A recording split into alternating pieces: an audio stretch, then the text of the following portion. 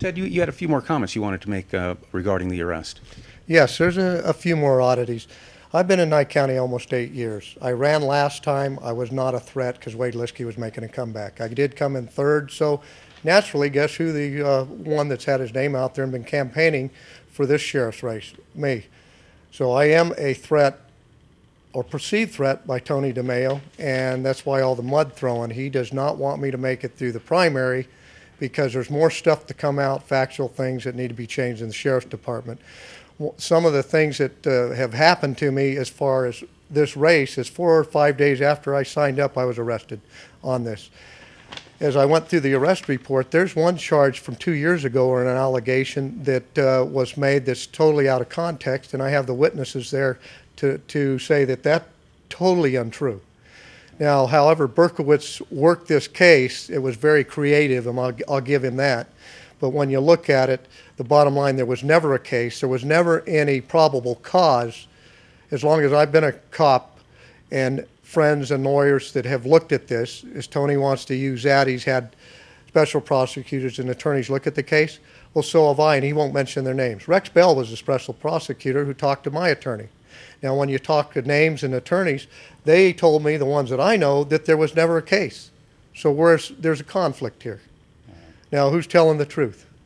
You were talking about the charges earlier. Are you suggesting the Sheriff's Department perhaps trumped up the charges? I would say that based on this, they didn't trump up the charges. There can't be any charges when you don't have the probable cause for a search warrant to make an arrest to begin with. There is problems with that. This is America, not a third world country. People have certain rights and should not be infringed, and my rights have been trampled all over when you look at it. And as this is investigated and comes out, you're going to find out more and more.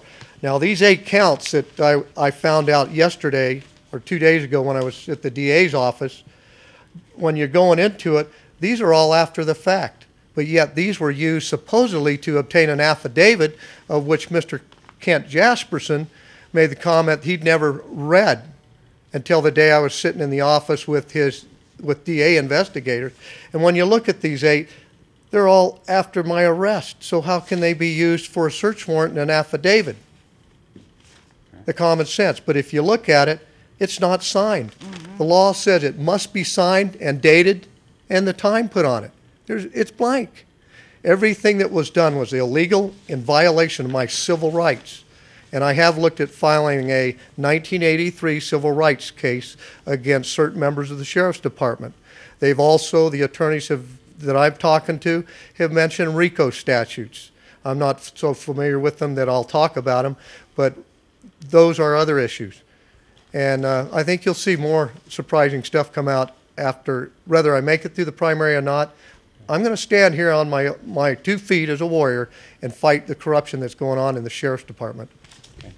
I imagine many of our viewers are asking themselves at this very moment, Ted, would we be here talking about this had you not confronted that officer at the Prump Nugget that day? You know, that's all hindsight. That I want to get into. I would have never confronted him if a town board member wouldn't have said, "Hey, Ted, look at that clown over there with a badge and a gun." I know it's open carry. But when you go up to somebody and he's a young officer, you try to counsel or use your age and your wisdom to say, hey, you got an out-of-state badge showing you're putting your department in a culpable liability situation.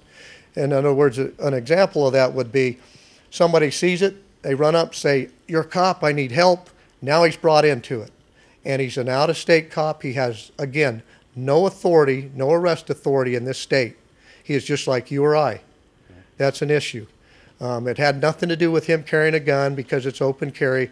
It had to do with most of us carry a cover shirt and hide the badge unless you're working on a federal task force and granted the authority under the federal government to make arrests in that state. If you could go back to that day in March at the Nugget, would you have done things differently using hindsight? Yes, we all make mistakes, and I feel like a fool, and Tony's used it to trash me and try to make me look like an idiot. But a lot of people can see through this. We all make mistakes. I went up and approached it differently by saying, hey, Frank, the guy that pointed him out, I said, you go talk to the guy. You're a retired cop. How's this all affecting your campaign? I think it's helping it in a way because people can see this. This is a form of corruption.